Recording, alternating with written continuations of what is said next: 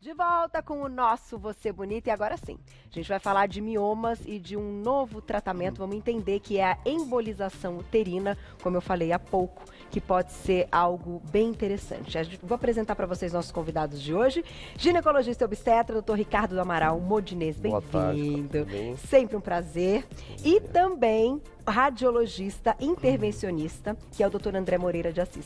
Bem-vindos. Muito obrigado, bom é um prazer tê-los estar aqui aqui. com vocês. Vamos lá, antes até de começar a falar das questões que envolvem mioma e também do tratamento, te pergunto, doutor, hoje dá pra gente dizer aí uma porcentagem de mulheres que ao longo da vida vão descobrir mioma? Porque é algo muito mais comum do que a gente imagina. Sim, é muito mais comum do que a gente imagina.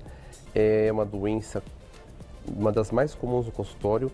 Em torno de mais ou menos 50% das mulheres terão algum nódulo de mioma durante a vida. Atinge dos 30 anos, mulheres dos 30 anos aos 50 anos. Aos 50. Então pega principalmente as mulheres que estão no período fértil. E esse é um problema muito grave. Porque pode atrapalhar aí Pode atrapalhar, planos. porque o problema do mioma, o mioma é um tumor benigno, né, da musculatura do útero. Tá. Né? Então, a primeira coisa que a mulher tem que entender é o seguinte: o mioma não vira câncer. Tá? Importante. Então, o mioma é um tumor benigno. Só que o problema é que, dependendo da localização do mioma, ele pode causar sintomas diferentes. Isso para a mulher que não está gestante e para a mulher que está gestante. Então, a gente tem 3 tipos de miomas mais importantes. Que é o mioma que está na parede de fora do útero, que a gente chama de mioma subseroso. O mioma que está dentro da múscula uterina, que a gente chama de mioma intramural. E o mioma que está na luz, onde se implanta a gravidez, que a gente chama de mioma submucoso. Para a gestante, já causa um sério problema quando não sabe que tem esse mioma submucoso. E engravida. Por quê? Ele ocupa o espaço da região onde vai se implantar a gravidez. Então, essa mulher tem uma grande chance de evoluir com abortamento. E até de descolar mesmo. Exatamente. Então, tem um aborto, tem 2 abortos. Porque, na verdade, a mulher que tem problema de infertilidade não é só aquela mulher que não consegue engravidar, é aquela mulher que não consegue engravidar e não consegue manter a gravidez. Manter a gravidez também. Né? A gente tem até uma foto para colocar aí na tela para vocês acompanharem como é que é então esse. Então, ali na foto, aí. se a gente conseguir, se vocês prestarem atenção, esse miominha que está dentro da cavidade uterina, tá? Ele pode trazer mais sangramento para a mulher, né? No período menstrual. E para as mulheres que estão gestantes, às vezes a gravidez não consegue se implantar. A gravidez acaba evoluindo com o abortamento. Certo. O mioma que está na porção muscular, ele às vezes pode ter maior crescimento e o mioma que está do lado de fora também. Então, a mulher pode ter vários também, né? A mulher pode ter vários, pode ter miomas único ou vários miomas. Em lugares diferentes. Em lugares diferentes.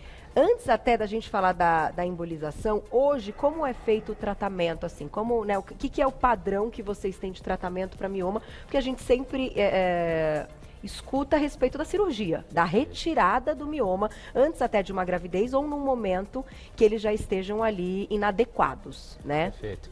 Carol, isso é extremamente importante. Os miomas são muito frequentes, então 50%, 60%, 70% das mulheres vão apresentar esse problema durante a vida. E para o tratamento nós temos diversas opções, o que é ótimo. Que vão desde não fazer nada, naquelas pacientes que têm um mioma e não têm sintomas decorrentes dele, até tratamentos com remédios e até tratamentos minimamente invasivos como a embolização.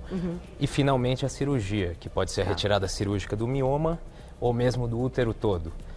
A equipe médica, quando avalia uma paciente que tem mioma e algum sintoma relacionado a ele, precisa oferecer a essa paciente o melhor tratamento possível, porque todos eles têm vantagens e desvantagens. Todos, então? Exatamente.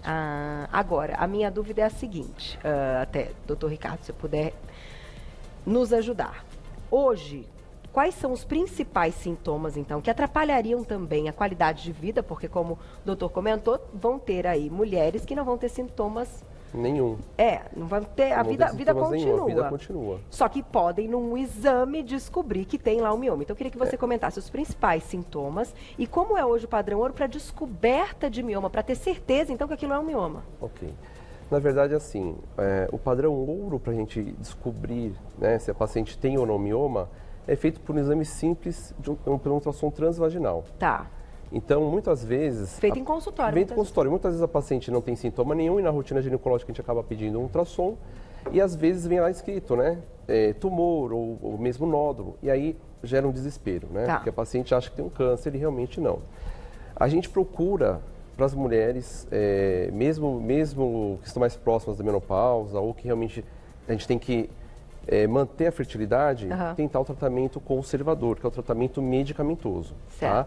E aí, cada paciente tem que ser avaliada de maneira individual, mas esse tratamento pode ser feito de várias maneiras, né? A gente pode usar hormônios para bloquear o sangramento daquela paciente. Se a gente consegue bloquear o sangramento, provavelmente ela vai parar de ter sintomas e vai parar de ter o crescimento uterino. Tá. Né?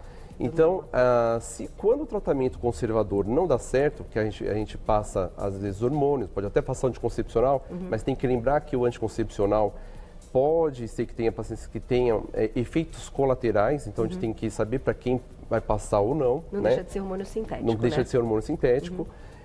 A gente pode passar isso de forma via oral, intramuscular, né, transdérmica, via vaginal, ou até a gente pode usar um DIU, que é um DIU que a gente chama medicado, tá? Que também ajuda no tratamento conservador do mioma. Quando a paciente está mais próximo da menopausa, que ela não pensa, não tem mais ideia de ter filhos, a gente pode, e ela continua mantendo sintomas mesmo com a medicação, aí a gente começa a pensar no tratamento cirúrgico. E aquelas mulheres mais jovens que não têm filhos, a gente às vezes, o tratamento cirúrgico, e às vezes a gente parte para a embolização. Então, vamos fazer o seguinte, vamos falar da embolização, que é uma novidade. O doutor vai explicar para a gente, vai colocar as imagens na tela e você vai contando. E já já a gente mostra o que você trouxe ao vivo. Tem um videozinho, então, para ilustrar. Olha lá. Perfeito. Então, o que é a embolização? É nada mais do que a oclusão dos vasos sanguíneos que levam o sangue para os miomas. E nós fazemos isso através de catéteres, que é o famoso cateterismo, que muita gente já ouviu falar, cateterismo do coração. Esse é simplesmente um cateterismo do útero e dos miomas. Então, através desse pequeno catéter, nós navegamos por dentro das artérias que levam sangue para os miomas. E quando nós estamos na posição correta, nós utilizamos vários materiais que ocluem a chegada desse sangue. Puxa, que legal. E dá para ser feito em todos os miomas, caso a paciente tenha mais de um, numa mesma cirurgia. Exatamente. No mesmo procedimento, né? Porque não é cirurgia, né? É um procedimento que a gente chama de cirurgia minimamente invasiva, uma vez que não envolve anestesia geral, não envolve cortes, envolve apenas uma punção dessa artéria que fica na virilha ou eventualmente no punho, e que tem um pacote de vantagens por ser minimamente invasivo. Uma delas foi o que você mesmo disse, a gente consegue tratar todos os miomas ao mesmo tempo.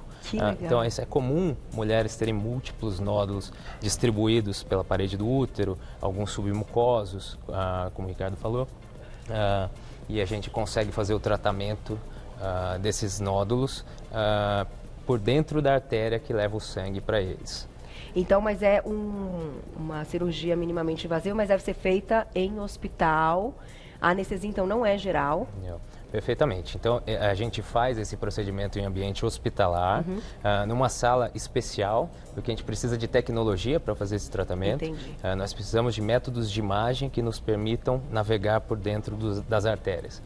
Então, nos hospitais existe essa sala especial, em que a gente consegue fazer esse tratamento, eventualmente, sob anestesia local, sedação, etc. Na maioria das vezes, essas pacientes ficam um dia internadas para controle de sintomas.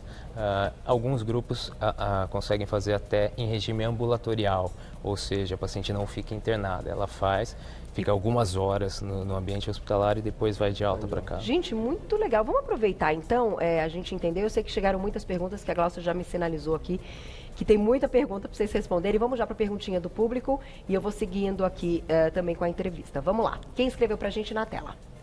Obrigada, Angélica. Um beijo para você. O exame histeroscopia é usado para diagnosticar o mioma quando ele é solicitado. Esse é aquele do contraste? Não, na verdade, a histeroscopia, sim, é um exame utilizado principalmente quando a mulher está se preparando para engravidar. A ideia é que antes dela pensar em engravidar, 4 meses antes, ela marca uma consulta com o seu ginecologista e nessa consulta a gente solicita a histeroscopia diagnóstica. O que vai avaliar esse exame?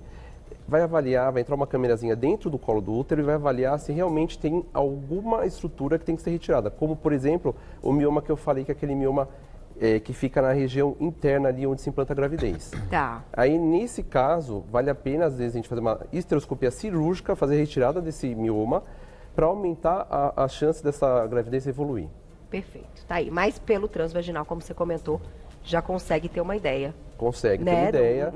Uma- Exatamente. Já consegue ter uma ideia de tamanho do mioma, Tá. localização, consegue com certeza. Tá aí. Próxima perguntinha na tela.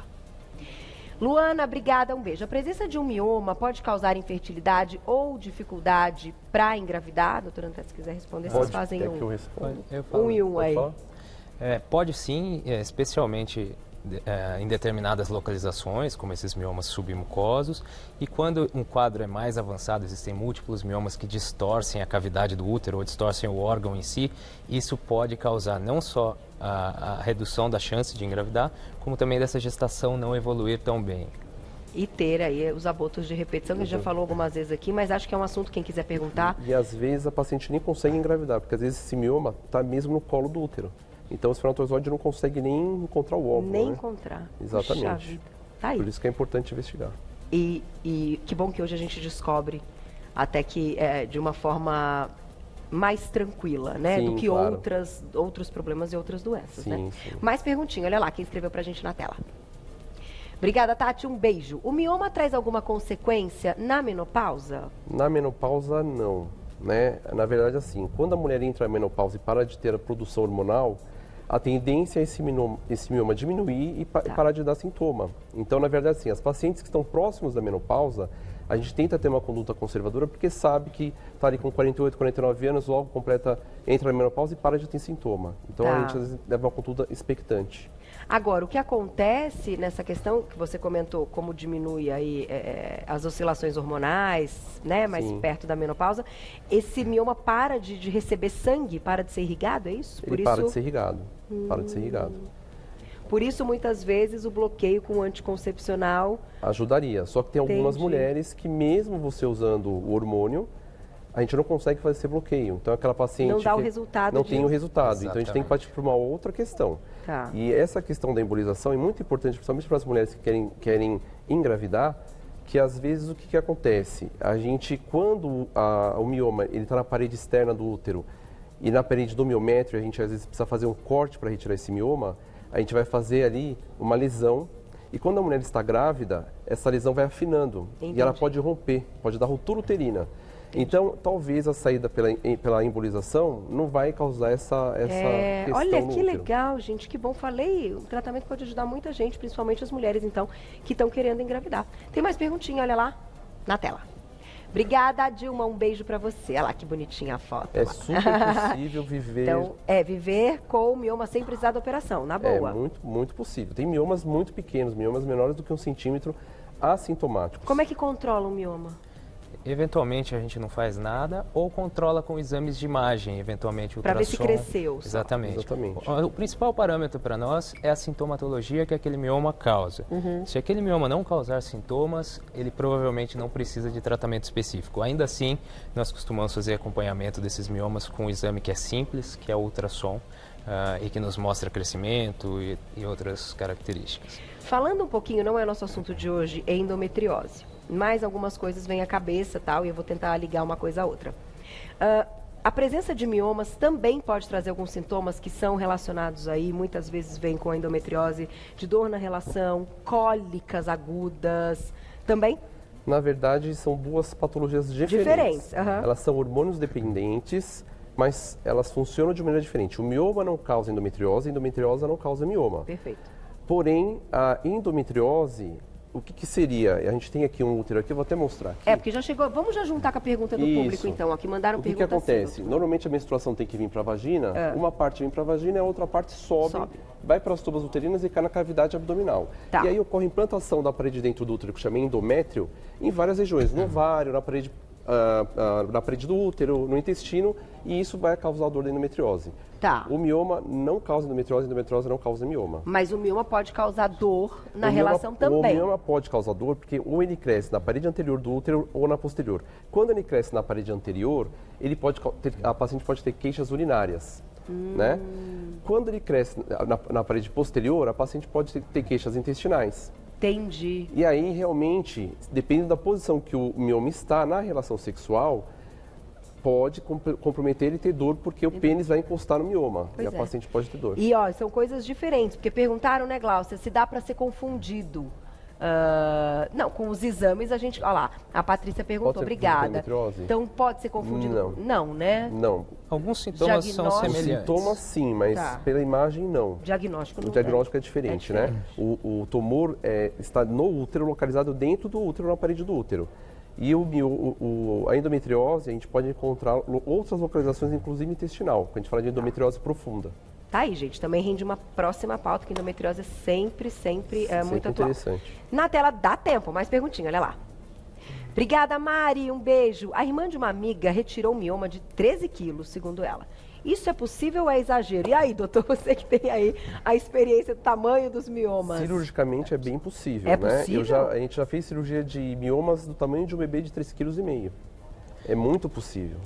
Né? Então, a paciente tem um abdômen como se fosse de uma gestação. Exatamente. Gente, mas como é que deixa crescer tanto assim? A gente costuma ver, de tempos em tempos, pacientes que ficam com esse processo evoluindo por um tempo muito grande e, eventualmente, esses miomas atingem grandes dimensões. Inclusive, exatamente, são palpáveis, são visíveis e parecem mesmo até, às vezes, um abdômen de gestação. De gestação. Nossa, essa eu não sabia. Dá tempo de mais uma. Vamos lá. Quem escreveu pra gente? Aparecida, obrigada, um beijo pra você. Existe tratamento medicamentoso? É verdade que a retirada do útero pode piorar o climatério? Então ela já está especificando um pouquinho aí. Não é verdade. Existe tratamento medicamentoso, porém a retirada do útero não vai alterar o climatério, porque os ovários é que produzem os hormônios. Tá. Né? Então, se a paciente tem má qualidade de vida, se ela tem muito sangramento, se a gente não consegue controlar com a medicação, às vezes é interessante fazer uma cirurgia de esterectomia e fazer a retirada do útero. Tá aí, e vai continuar com a parte hormonal preservada. Vai continuar com a parte hormonal preservada e a qualidade de vida também. Tá aí. Dá tempo de mais uma? Tá quase. Pergunta que não acaba mais, gente. É isso aí, meninas. Eu tô anunciando desde o início do programa que é para tirar dúvidas do público mesmo. Foi. Obrigada, Ale. Um beijo. Mioma causa melasma? Não causa melasma. Não, o que né? causa melasma é a própria gravidez. A alteração hormonal da gestação pode levar a mulher a ter melasmas. É, porque essa parte hormonal é muito forte. É muito forte. E até comum, né? Exatamente. Mas hoje, com tanto tratamento que tem, gente, já mostramos tanto laser, tanta coisa aqui, eu acho que isso daí vai ser grávida feliz e depois Exatamente. Cuida do melasma. Não dá mais tempo, né? Acabou, né? Vou passar o agradecimento deles. Obrigada a todo mundo que mandou mensagem. Obrigada pela super pauta completíssima e muito legal. Obrigada, doutor, por trazer aqui alguns dos materiais utilizados, então, na embolização uterina. Agora você já sabe que é uma alternativa também. Tenho certeza... Aqui, ó, meninos, esse aqui. Que vai ajudar muita gente. Eu vou passar para vocês os contatos, agradecimento do Dr. Ricardo, vai lá no Insta para segui-lo, @doutorabreviado.ricardomodinês, @doutorabreviado.ricardomodinês, mais conhecido como Barrichello. Pronto, contei no final. Doutor Barrichello. Mera semelhança. Ele é lá da Clínica Mantelli, clinicamantelli.com.br, Mantelli com 2 L's e no final. Beijo, doutora Érica, beijo, doutor Domingos, estou com saudades. E vou passar os agradecimentos do doutor André, que é CRIEP, CRIEP.com.br, o site, nas redes sociais, @André Assis, né? 01. Exatamente. @André Assis 01. A gente eu já encontro o trabalho dele. É que tá na letra das meninas, às vezes eu não entendo. Obrigada, viu, gente? Sempre um prazer. Até a próxima. Prazer foi nosso.